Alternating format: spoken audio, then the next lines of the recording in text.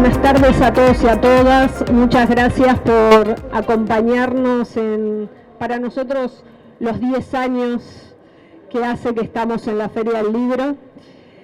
Quiero más agradecerle a las autoridades presentes, especialmente a nuestro presidente del Consejo Editorial, y quiero agradecerle fundamentalmente al personal de Editorial Jusbaires. Ha sido un año muy difícil para nosotros. Estamos funcionando casi en la nube, virtualmente, no tenemos oficinas, estamos inundados. Nos costó mucho llegar a esta Feria del Libro y así todo llegamos. Este año publicamos casi 50, no, casi no, más de 50 obras. Arrancamos como siempre, llegamos con el bien común, que es una tradición ya para nosotros, para la inauguración de la Feria del Libro. Bueno, y como les decía, fue un año difícil y pudimos llegar gracias al acompañamiento de Horacio, bueno, Lorena y Luis, que fue un rato nuestro presidente del Consejo Editorial. Y quiero agradecerle especialmente a Romina, no sé si está, no la vi, si está por ahí, que gracias Romina, que con el corto tiempo, sí, un aplauso para ella, que con el corto tiempo que tuvimos para montar el stand se puso la tarea al hombro y acá estamos. Así que bueno, y muchas gracias, no solo bueno, a Romina, que ha hecho un esfuerzo especial, también les quiero agradecer a todo el equipo de medios del Consejo de la Magistratura, que cuando hacemos alguna actividad también se ocupan de darle visibilidad a nuestro trabajo. Así que les agradezco especialmente que siempre nos acompañen. Y bueno, los invito a que sigan viniendo a las presentaciones de la Feria del Libro. La va a cerrar Horacio este año con una presentación el 12 de mayo, pero de acá al 12 de mayo tenemos un montón de presentaciones, obras y actividades, como vinimos haciendo a lo largo de todo el año, no solo en nuestro espacio, que ahora no tenemos, pero hicimos muchas actividades con la Alianza Francesa, la Embajada de Francia, la Fundación Medife, y seguimos sumando porque empezamos a ser reconocidos dentro del ámbito de las editoriales, e incluso hemos tomado alguna dimensión nacional porque este año participamos de un congreso en Mar del Plata. Mandamos una delegación al Congreso de Derecho Procesal que se hizo en Mar del Plata. Así que muchas gracias como siempre por acompañarnos y bueno, le cedo la palabra a nuestro presidente del Consejo Editorial.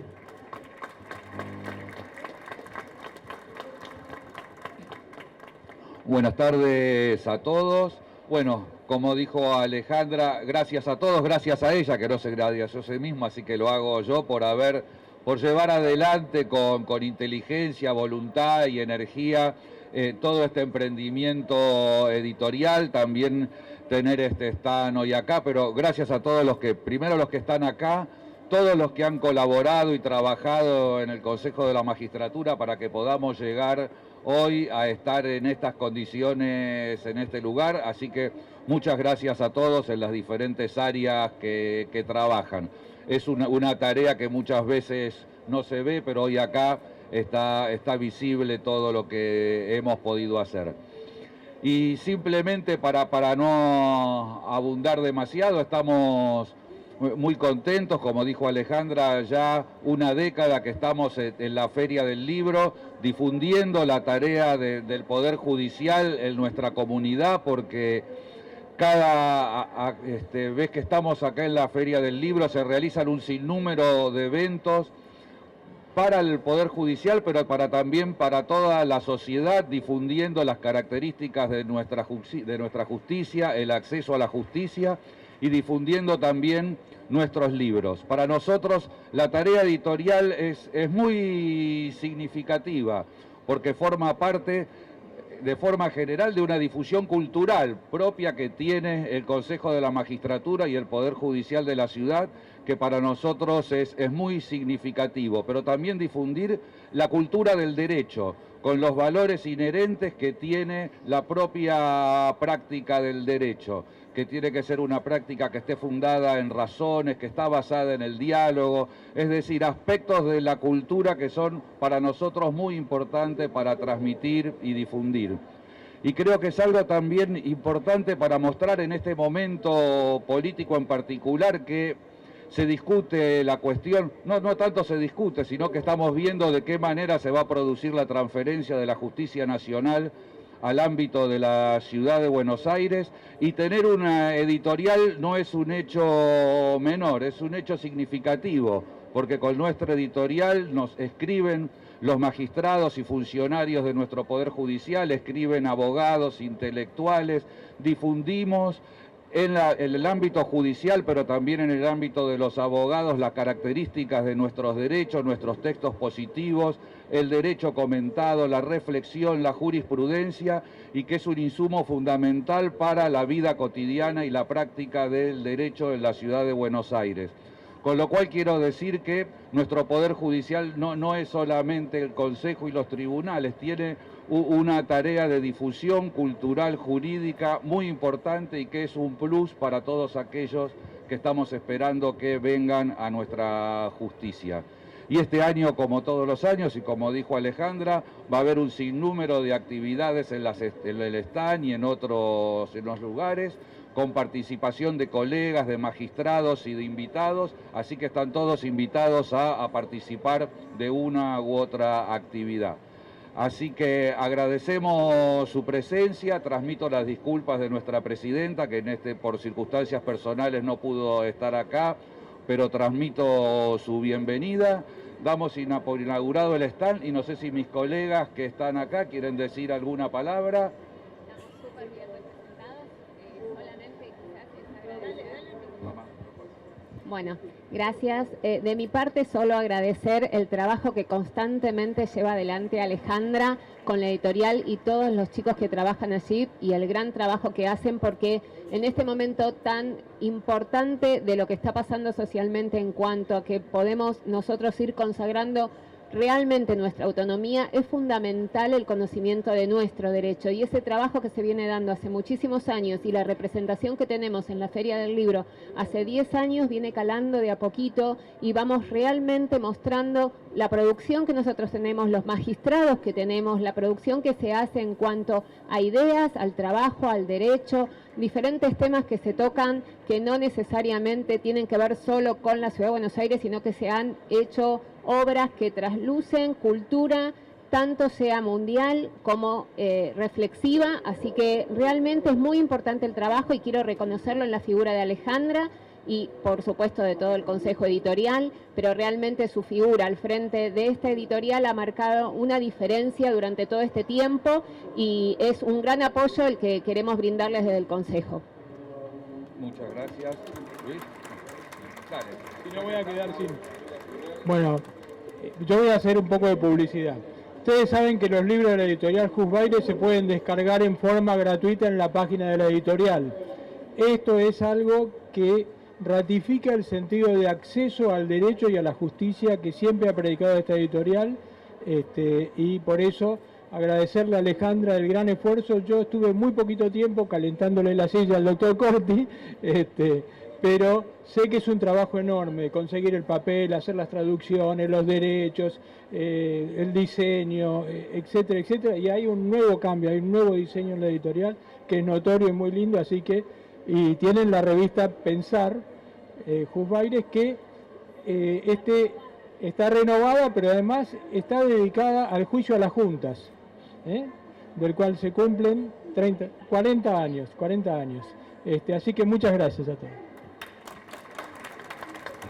Muchas gracias a todos y a todas por acompañarnos en esta nueva edición de la Feria del Libro, la edición número 49.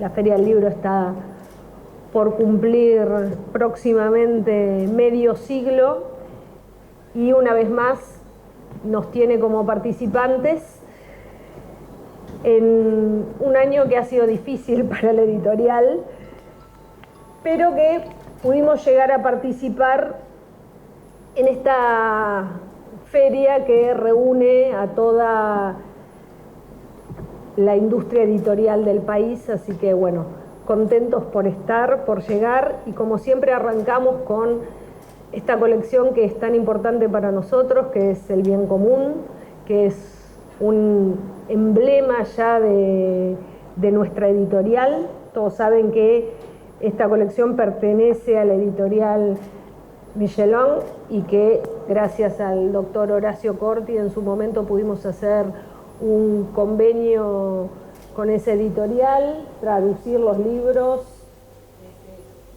6 libros en cada oportunidad. Estamos casi llegando en el 9º año, casi con la colección completa.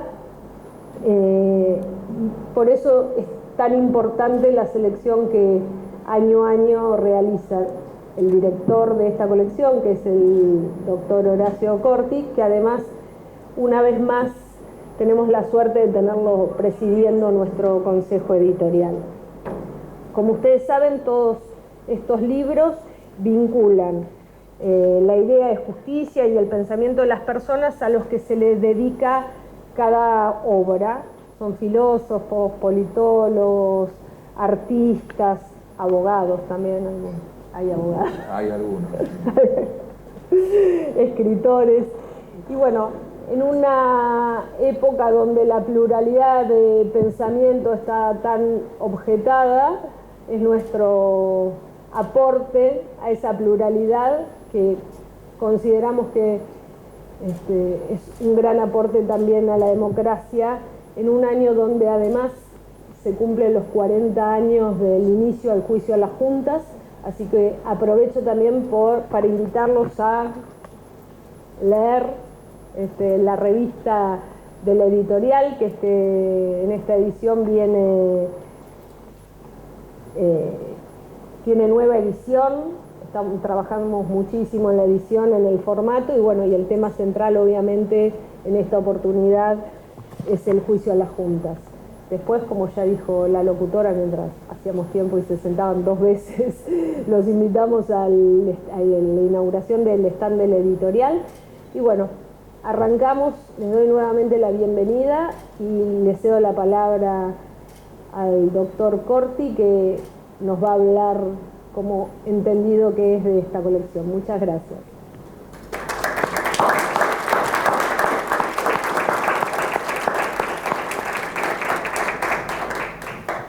Sí, yo muy brevemente voy a hablar ahora para presentar al invitado que tenemos en esta ocasión. Como saben, en general todos han venido a otras presentaciones.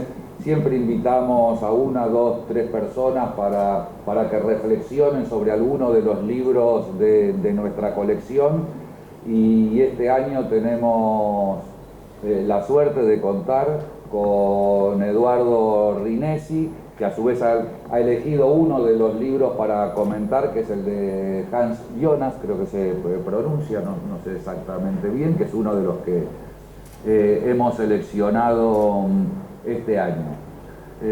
2 palabras para presentarlo, imagino que todos lo conocen, pero bueno, filósofo, político, yo diría un intelectual, alguien dedicado a las humanidades, ¿no?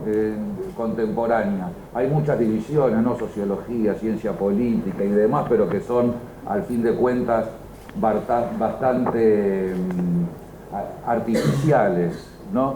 De hecho, me puse a leer un poco, ¿no? a Jonas, como para hablar algo que tal vez digo al final, pero él en un momento, escribió unos recuerdos, unas memorias, y él cuenta que en un momento dio una conferencia sobre Dios, y claro, él estuvo muchos años en Estados Unidos, y los colegas de Estados Unidos le decían, pero eso no es filosofía, ¿no? Porque eran, claro, todos filósofos analíticos para los cuales la filosofía solamente era estudiar el lenguaje, estudiar la lógica y que venga alguien a reflexionar sobre Dios.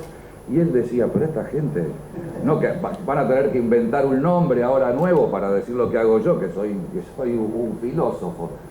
Así que esas distinciones son bastante relativas. Igual me hizo acordar algo que sucedió, ya hablando de abogados de nuestra facultad, ¿no? Uno de mis maestros, que es Enrique Marí, siempre tuvo problemas en nuestra facultad de Derecho porque lo que en sus concursos para ser profesor titular, ¿no? de filosofía del derecho, le decían que lo que él hacía no era filosofía. Bueno, y no era filosofía del derecho tampoco. Algo bastante curioso. Bueno, pero perdonen que me voy por las ramas. Un humanista, creo que es la mejor forma para definir Eduardo. Él es autor, quiero mencionar un libro que para mí, y creo que para todos puede ser muy significativo, que se llama Política y Tragedia, ¿no? Título tal vez adecuado para los días actuales, ¿sí? Sobre Hamlet entre Hobbes y Maquiavelo, creo que es el subtítulo, que es un libro espectacular que tiene como eje de lectura Hamlet, que también lo tradujo, ¿sí? Él tradujo también la tragedia y de hecho ya es su segunda oportunidad, al menos con nosotros, porque él presentó, nosotros tenemos en nuestra colección un libro sobre Shakespeare que lo hizo François Host y en ese momento contamos con la presencia de Eduardo. Fue rector, ¿no? de la Universidad de General Sarmiento, así que también ha tenido su intervención en muchísimas otras cosas, pero creo que me limito a esto y le paso la palabra para que lo podamos escuchar a él. Así que muchas gracias.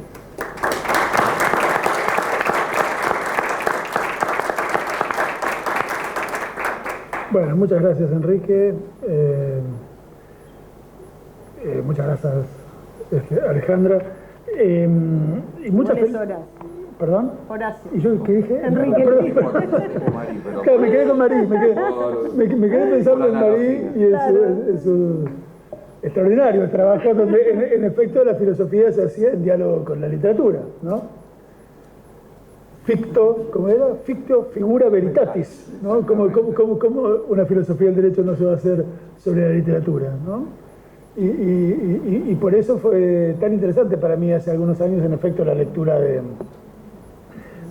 libro de François Host sobre Shakespeare, La comedia de la ley, ¿no? El tema de la ley es un tema fundamental en Shakespeare. Bueno, muchas felicitaciones por que esta colección continúe, avance en medio de las dificultades por todos conocidas, para editar libros, para traducir libros, para comprar derechos. Es sumamente meritorio y a mí me pone muy contento. Algunos de los libros de la colección los había ido reuniendo en sucesivas visitas a la Feria del Libro o a librerías, en fin, y me encuentro ahora con esta nueva tanda extraordinaria, de la cual efectivamente era difícil elegir uno solito. Elegí este de Robert Tace sobre Hans Jonas, que es un muy interesante filósofo. Es un filósofo y un teólogo, en efecto, y sobre todo el último periodo de su vida es un periodo fuertemente dedicado a una reflexión que, si creyéramos en esas divisiones del trabajo intelectual en las que en efecto no creemos, uno puede decir que es un trabajo más cercano a la teología que a la filosofía. Así como la primera parte del trabajo de Jonas está fuertemente asociado a una filosofía de la vida, diría yo, ¿no? A una pregunta por la vida, por la naturaleza y por la vida.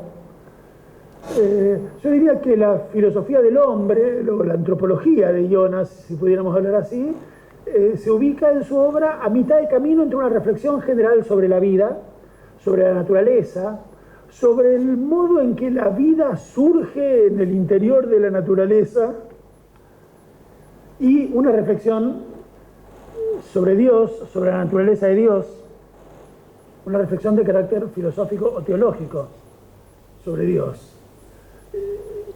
En en el medio de esa obra tan diversa en sus preocupaciones, tan importante, que cubre, diría yo, buena parte de la segunda mitad del siglo pasado, hay una pregunta decisiva por la técnica.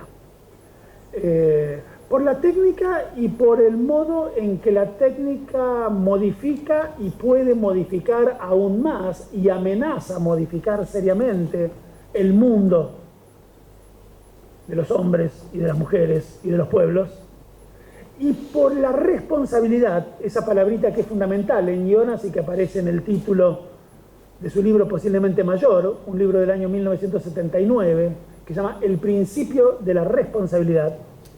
Bueno, creo que en rigor el título es El principio de responsabilidad, sin el artículo la.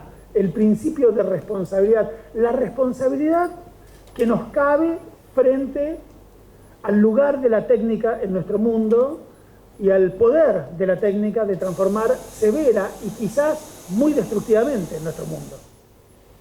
En ese sentido, la reflexión de Jonas se inscribe entre un importante conjunto de reflexiones que pensaron a lo largo del siglo XX el lugar de la técnica en la vida de los pueblos,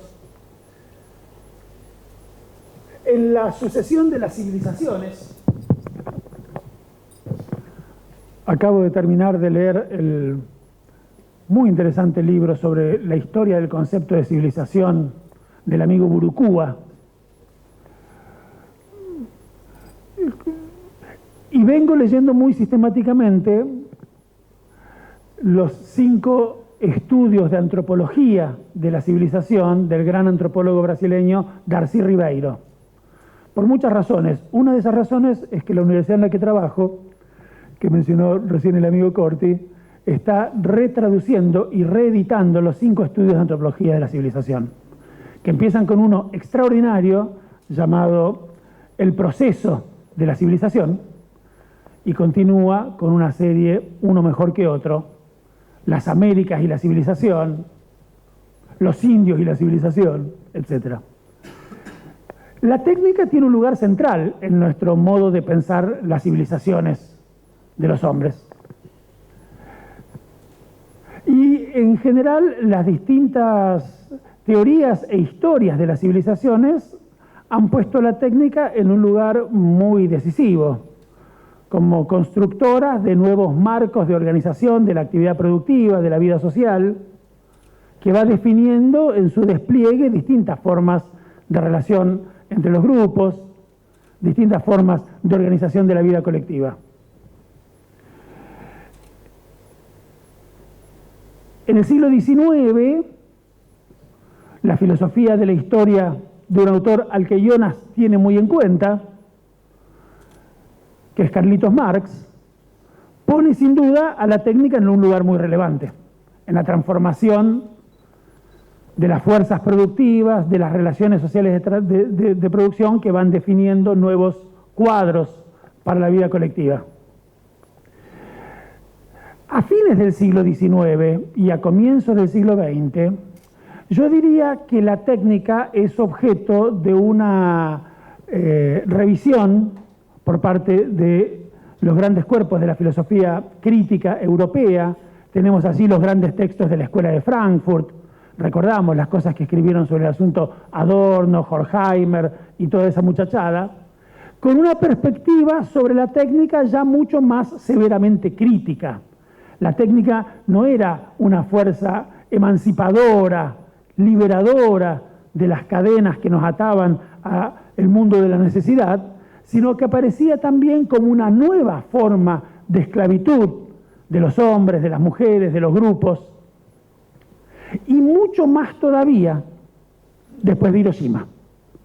Después de Hiroshima, la técnica no puede sino ser vista en una clave fuertemente crítica por parte de la gran filosofía europea. De la mano de la recuperación, voy a aprovechar una palabra que usaba recién Corti, de la mano de una vuelta a un lugar muy central de la idea de humanidad y de humanismo.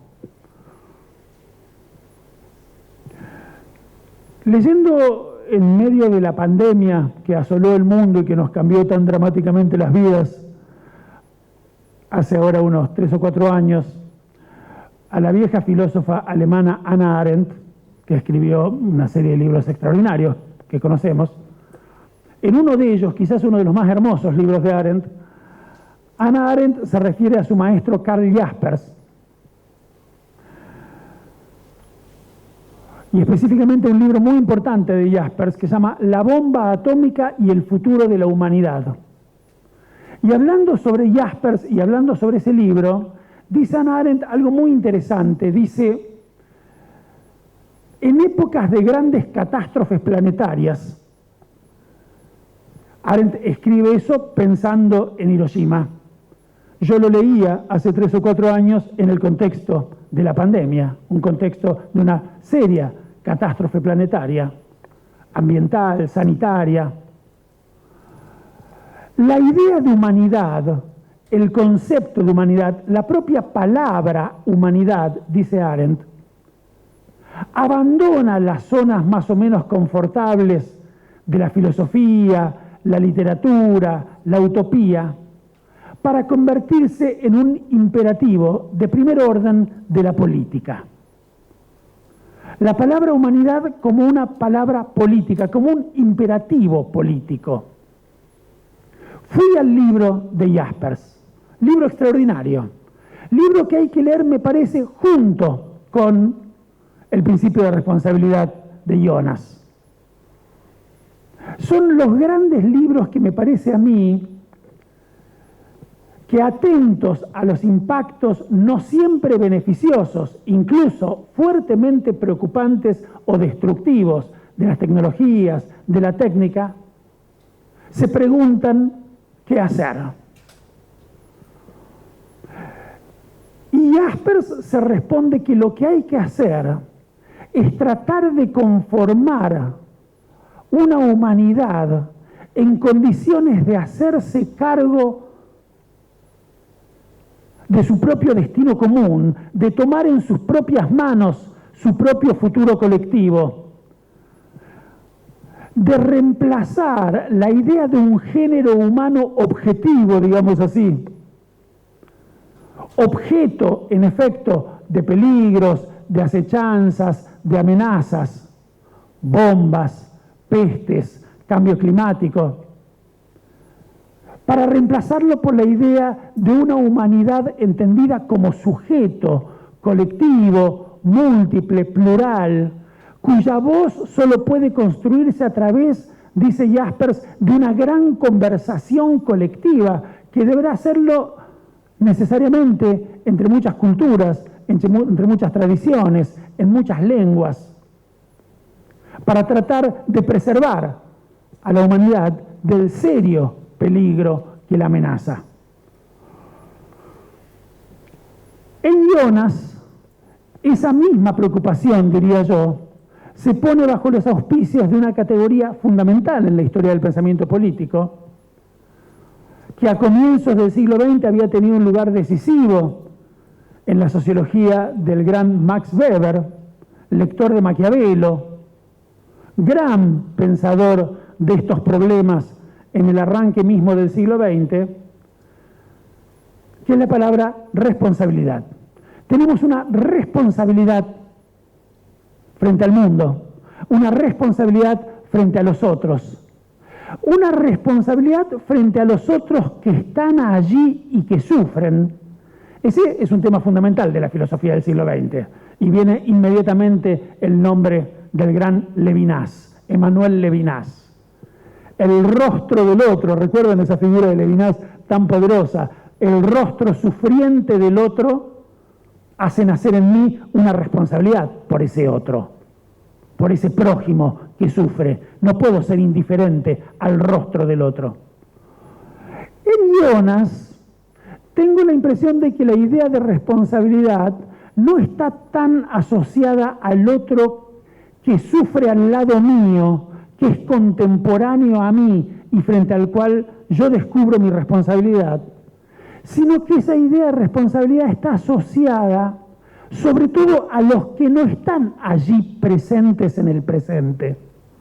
La idea de responsabilidad en Jonas es sobre todo la idea de responsabilidad frente a las generaciones venideras, aquellas generaciones a las que les debemos legar un mundo que los desarrollos tecnológicos del presente ponen en peligro serio. La responsabilidad frente a los que no están, la responsabilidad frente a los que todavía no están. Gran asunto, gran problema de la ética, yo diría de todos los tiempos. Hay ética y hay política. Exactamente porque nuestras responsabilidades no son nunca solamente frente a nuestros contemporáneos. Hay política, si me permiten volver, puesto que Corti ya mencionó mi debilidad por Shakespeare en general y por Hamlet en particular. Hay política porque the time is out of joint, porque el tiempo está fuera de quicio, porque somos de algún modo contemporáneos con los que ya no están y con los que todavía no llegaron, con los espectros, con los fantasmas de quienes ya transcurrieron su vida por este mundo que es el nuestro, y con los espectros de los que todavía no llegaron a él, pero con los cuales tenemos una responsabilidad, entre otras cosas, de dejarles un mundo para que lo habiten.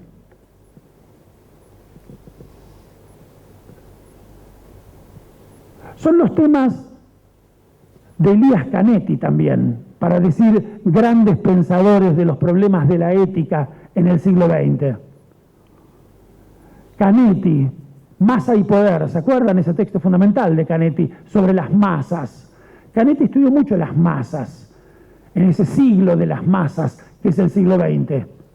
Estudiaba las masas de los vivos, estudiaba las masas en la política, estudió mucho las masas en la guerra, pero descubrió también que las masas más importantes con las que convivimos, las masas más grandes de todas, son las masas de los muertos, las masas de los que no están, y las masas de los que están por venir, las masas de los que todavía no están. Y allí Canetti usa la misma palabra que Jonas, que es muy importante, que es muy interesante, la palabra responsabilidad. Tenemos una responsabilidad frente a esas masas, a esas muchedumbres, a esas multitudes de hombres y mujeres por venir, en relación con nuestros modos de uso de la técnica y de las capacidades destructivas de la técnica. Marqué algunas paginitas para leerles algún pasaje de este texto que verdaderamente recomiendo mucho. Hans Jonas, Habitar el mundo, de Robert Theis, donde lo que dice Theis es que Jonas percibe la urgencia de una nueva ética para la era tecnológica. El principio de responsabilidad, publicado en 1979 y redactado en lengua alemana, a diferencia de la mayoría de los trabajos que escribió antes y después, que escribió en inglés, constituirá la síntesis sistemática de esta reflexión. Su constatación de que la promesa de la técnica moderna se ha convertido en una amenaza, o que la amenaza ha quedado indisolublemente asociada a la promesa, y eso obliga a repensar la ética, y de repensarla entonces en torno a esta palabrita fundamental, la palabrita responsabilidad, es decir, la pregunta por los efectos de lo que hacemos. Eso es, si tuviera que decirlo rápido, en Weber, la ética de la responsabilidad. Que Weber oponía, quizás los que recuerden sus cursos de sociología tengan presente la distinción entre ética de la responsabilidad y ética de la convicción. La ética de la convicción es la ética de quien actúa en nombre de valores que sabe justos, sin preguntarse por las consecuencias de lo que hacen, que pueden ser tremendamente destructivas. Bueno, el mundo se destruirá, pero yo no me iré al infierno, porque los valores en nombre de los cuales actué son los valores correctos. Weber dice, eso está muy bien para quienes quieran salvar su alma. Por eso decía, a propósito, que Weber había sido un gran lector de Maquiavelo. El que quiere salvar su alma, convicciones. El que quiere preguntarse por el mundo, esto es, por el mundo de los otros, responsabilidad. Es decir, pregunta por los efectos de lo que hacemos y no simplemente por la pureza de los valores en los que inspiramos lo que hacemos, ¿no? Esa es la pregunta por la responsabilidad. Weber, ya dije, repaso apenas la nota que anoté aquí en la última página del libro, Levinas. Y una idea de responsabilidad que es interesante, la idea de responsabilidad moral es distinta de la idea de responsabilidad penal.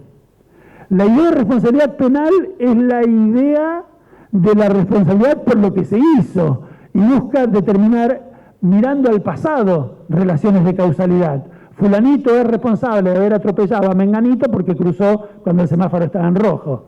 Por lo tanto, tiene que ir preso, no sé, ustedes saben de eso, ¿no? En cambio, la responsabilidad moral no es la responsabilidad por el pasado. La responsabilidad moral es la responsabilidad por el futuro. Si hago tal cosa, puede pasar tal otra, ¿no? Esa responsabilidad y sobre todo la idea muy poderosa que claro que nos conecta enseguida con la teología, claro que lo pone a Jonas en el lugar en el que sus colegas analíticos norteamericanos le podían decir, che, Jonas, pero vos no estás haciendo filosofía, ¿no? Porque la responsabilidad aquí no es la responsabilidad frente a los que están allí, frente a nosotros, compartiendo con nosotros un mundo. Es la responsabilidad frente a aquellos que todavía no están, los nietos de nuestros nietos, los nietos que no serán los nuestros, dice Canetti,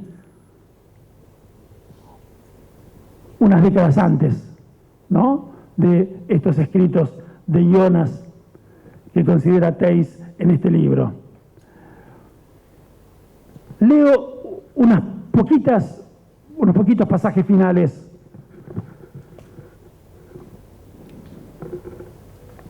En relación con la idea muy importante, me parece a mí, de humanidad.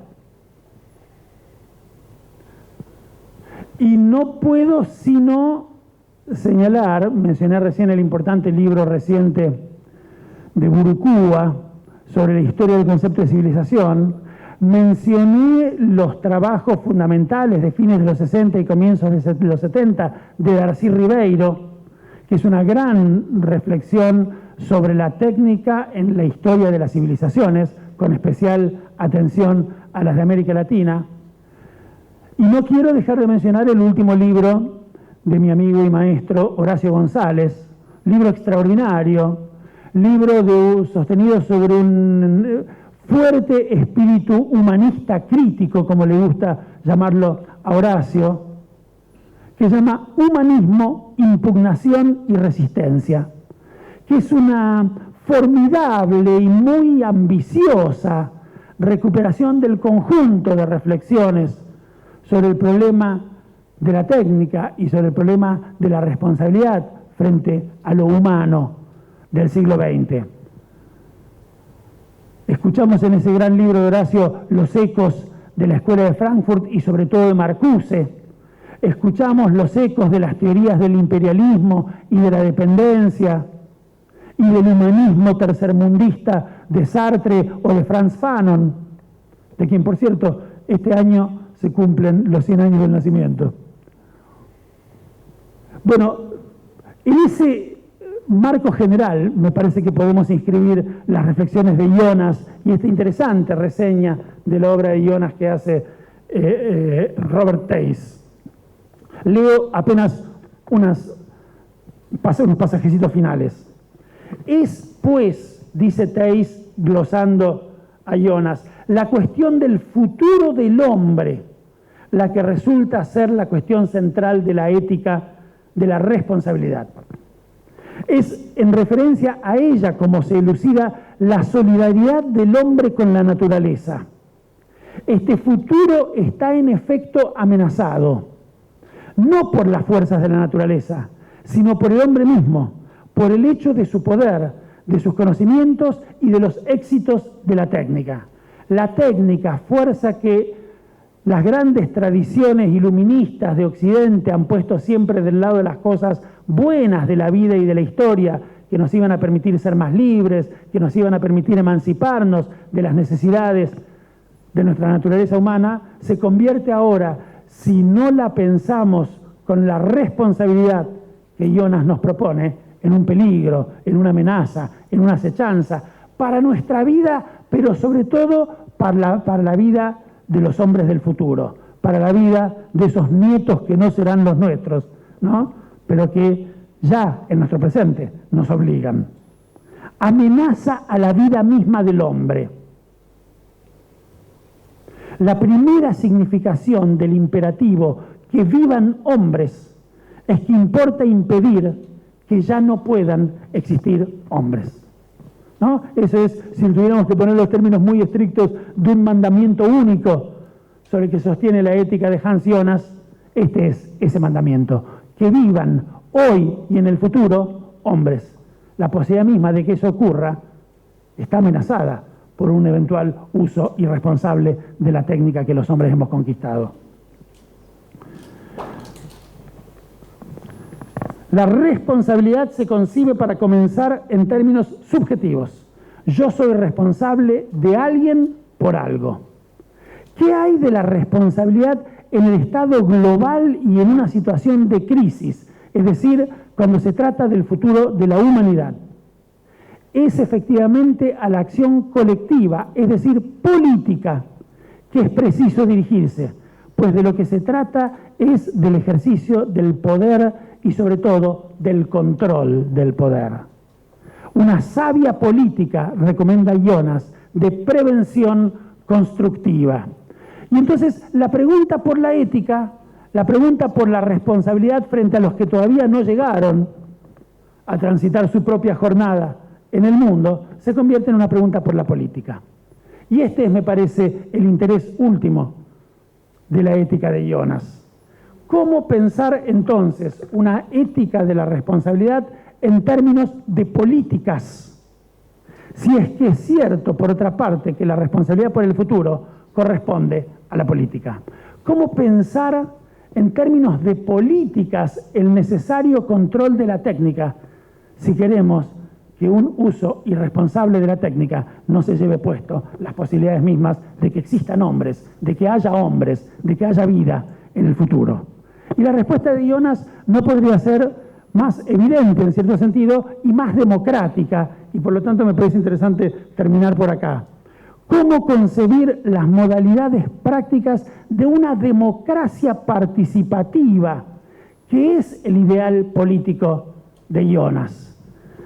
En efecto, no construiremos políticas de prevención de los peligros, de las amenazas, de las acechanzas que la ética plantea a los hombres del presente y sobre todo del futuro, sin construir las condiciones para una democracia participativa, ¿no?, que nos permita una participación amplia, una deliberación responsable y la elaboración de políticas atentas a esos nietos que no serán los nuestros, a esos nietos que no conoceremos, pero a los cuales, sin embargo, nuestro sentido de la responsabilidad nos obliga. Bueno, a mí me parece que es un texto formidable que plantea grandes preguntas éticas, grandes preguntas filosóficas, grandes preguntas teológicas y grandes preguntas y algunos principios de respuestas políticas a los desafíos de nuestra democracia contemporánea. Muchas gracias.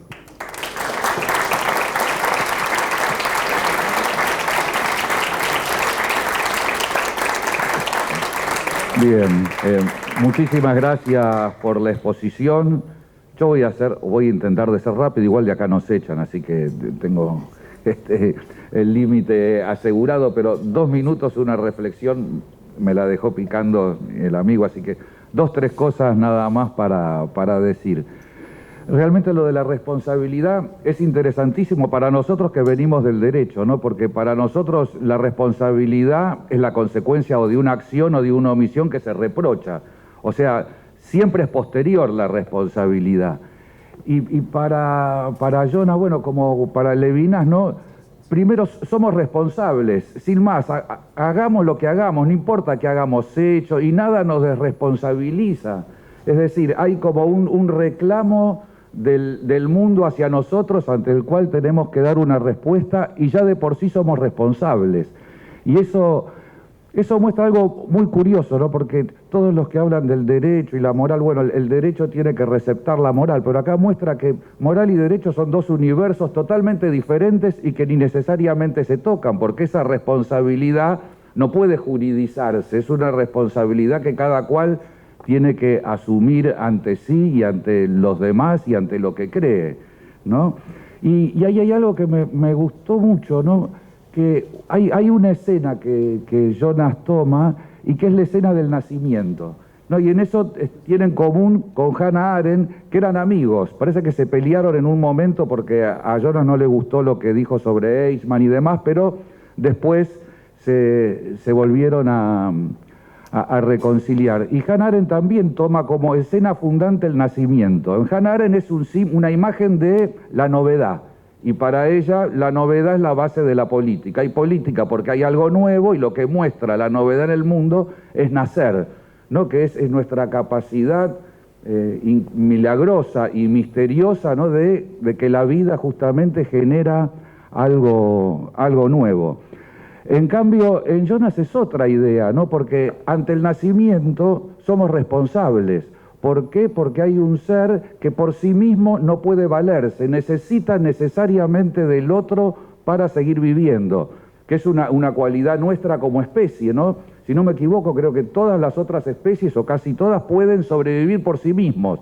Es decir, cuando un animal nace, tiene los medios suficientes como para sobrevivir de alguna forma en el mundo adverso al cual llega. Nosotros no, necesitamos a otro, necesitamos algo que yo no sé cuánto lo utiliza Jonas la palabra, pero vengo leyendo Laudato Si, con lo cual quiero cerrar, y exige cuidado, ¿no? Hay una realidad que nos demanda que la cuidemos, ¿no? Y me parece, y ya que hablamos de mitos simbólicos, es muy antitético al otro mito simbólico que nuestra modernidad difunde, y es el acuerdo. No personas que acuerdan para crear o la sociedad o el Estado o el derecho o lo que fuese. Claro, ya se supone que son personas adultas que deliberan, que son racionales, un sinnúmero de cosas. Muy diferente pensar, ¿no?, que lo primero es que hay alguien que viene al mundo y necesita de nosotros para que lo cuidemos, porque si no, la vida no continúa. Y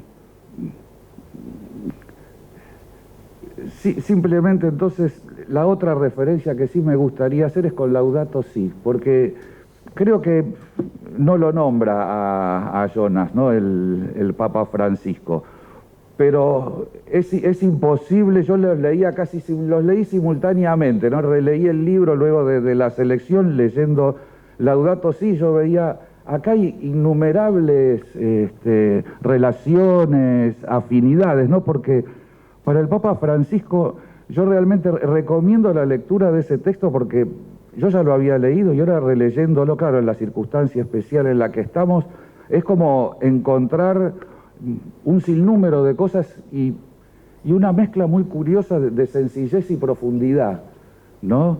Y él dice más o menos lo mismo. Hay una naturaleza, y él utiliza la imagen de San Francisco, ¿no?, que es una hermana a la que hay que cuidar y que es frágil. Decir eso, creo que en la tradición de la Iglesia, si yo hubiera dicho solo eso, es increíble, pero y él dice, y sin embargo, él utiliza una expresión fuertísima, dice, vemos alrededor y parece que hay un depósito de porquerías.